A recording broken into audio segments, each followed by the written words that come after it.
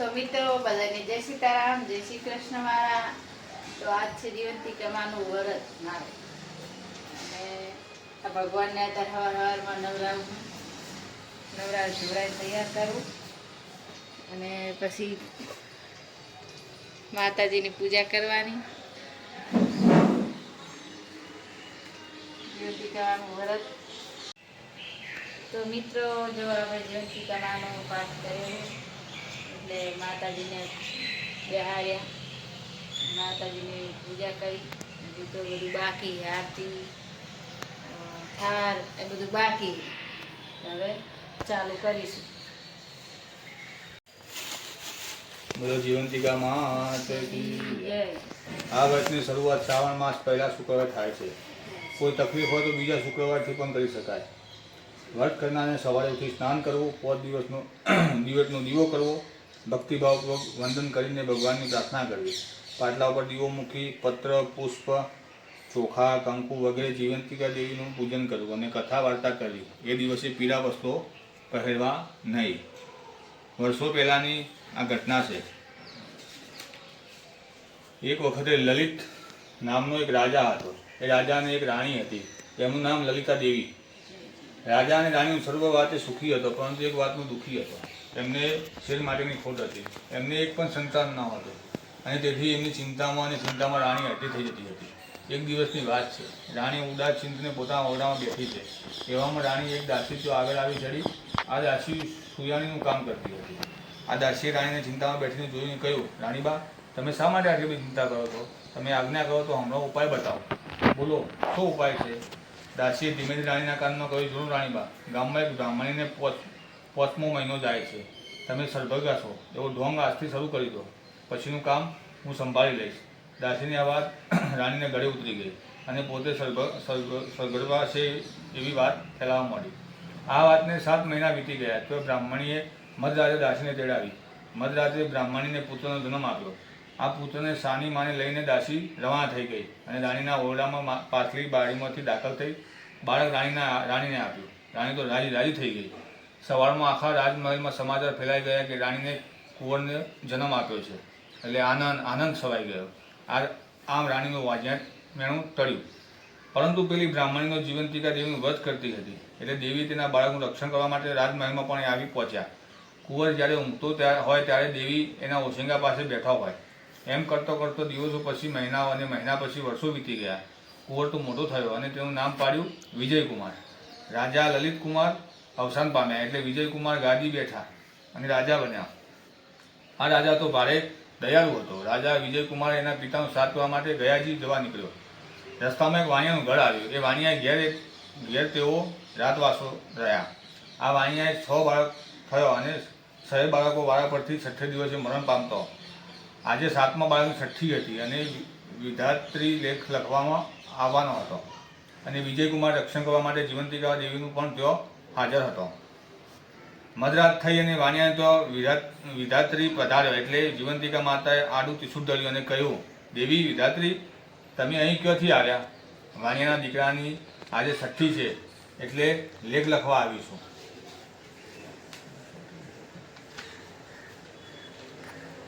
અચ્છા, તો બહેન શું લખશો લેખમાં?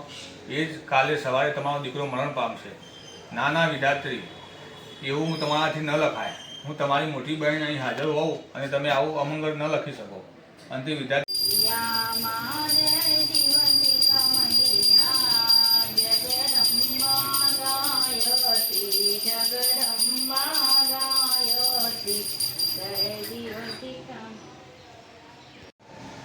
તો મિત્રો જો હવે માતાજીને થાળ ટાઈમ થઈ ગયો, 12 વાગી જાય. માતાજીને 12 વાગે થાળ ધરાવવાનો હોય. તો આપણે શીરો બનાવ્યો, ઘઉંના લોટનો બનાવ્યો, ફેરકારો નહીં બનાવ્યો, ઘઉંના લોટનો બનાવ્યો. પ્રસાદ આજે પ્રસાદ ધરાવી જેટલો હે એટલો જ ખાવાનો, એથી વધારે નહીં ખાવાનો, અને આ પ્રસાદી ખાઈને દિવસ કાઢવાનો. તો માતાજીને હવે આપણે થાળ ધરાવી. વરત સારું કે બાળકો માટે સારું, માતાજી રક્ષા કરે, છોકરાની રક્ષા કરે માતાજી. એટલે વરત આપણે સ્ત્રીને કરવું જ પડે. વરત માતાજી રક્ષા કરે. જય મા.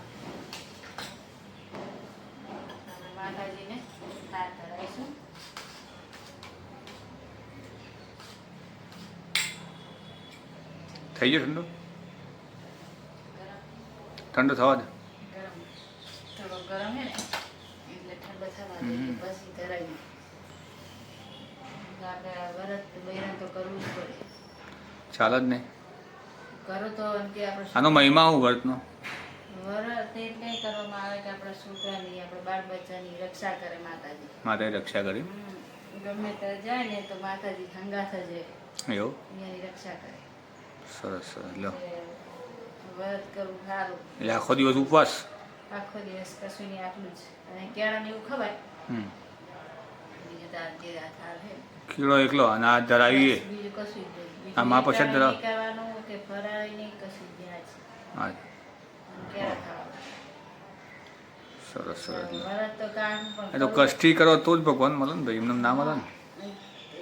વ્રત તો સારું છે માતાજી. કષ્ટી કરે તો જ મળે ભગવાન. વ્રત તો કરવું જ પડે, આપણે બૈરાને તો કરવું પડે. સારું સારું. ભલે તને જય જીવંતિકામાં હમનું કલ્યાણ કરજો. બધાય છોકરાની રક્ષા કરે. બધા છોકરાની રક્ષા કરજો. રક્ષા કરજો.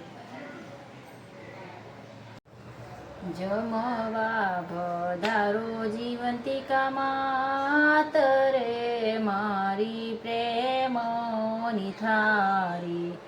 જમવા પધારો જીવંતિકામાં તરે મારી પ્રેમની થારી. વ્યાસ પાલવના માળી તોરણ બંધાવું, શેરીએ પથરાવું ઝીણા ફૂલ રે મારી પ્રેમની થારી.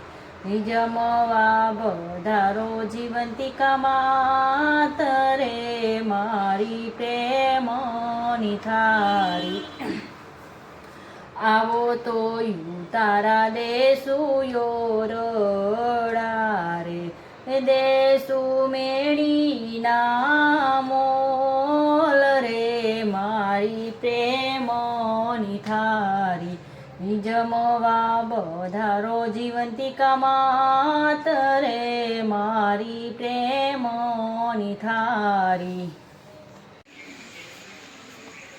તો મિત્રો જો અમે અહીં જાગરણ કરવા આવ્યા છીએ. ઘરે એકલા પડતા હતા કે લાવા શેરીમાં જઈએ તો બધા બેસીએ. આ બેન પણ બેઠા છીએ. આમનો તો ઘર જોઈ જશે. even ઘર આગળ બેઠા છીએ. ઘર પેલી શેરી જ્યાં બાકી એ કાંઈ બેન પણ આગળ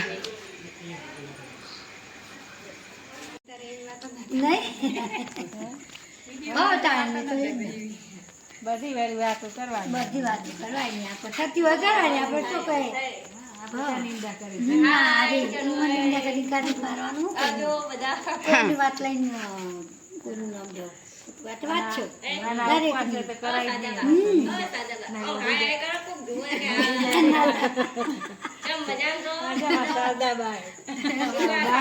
દઈએ. મમ્મી નો લે ભેગો અમારા બા અમારે એકલો નહીં લેવો બકા અમારા તારી આમાં શારદાબા હે, હંસાબેન હે, લીલાબેન હે, પેલી આરતી. બે બોલીનું નામ એટલે ખબર નહીં પડવા આવે તો. બીજા તો આજે જાગરણ કરવાનું એવું કહો. બરાબર. શારદાબા ક્યાં કે જીવંતી જાણ વરસ છે હા. આજ રાતે બધા ભેગા થતા એમ કેવો થઈ ગયું. કરે થઈ ગયો બધો ઉજવી ઉજવવાનું હોય એમ ઉજવવાનું ના હોય. ના એટલે તો મિત્રો હવે રાતના 12 વાગી જાય. જાગો.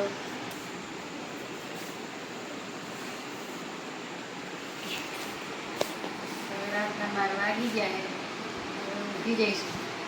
બધા ભેગા બેઠા એટલે ફટાફટ ટાઈમ જતો રહે.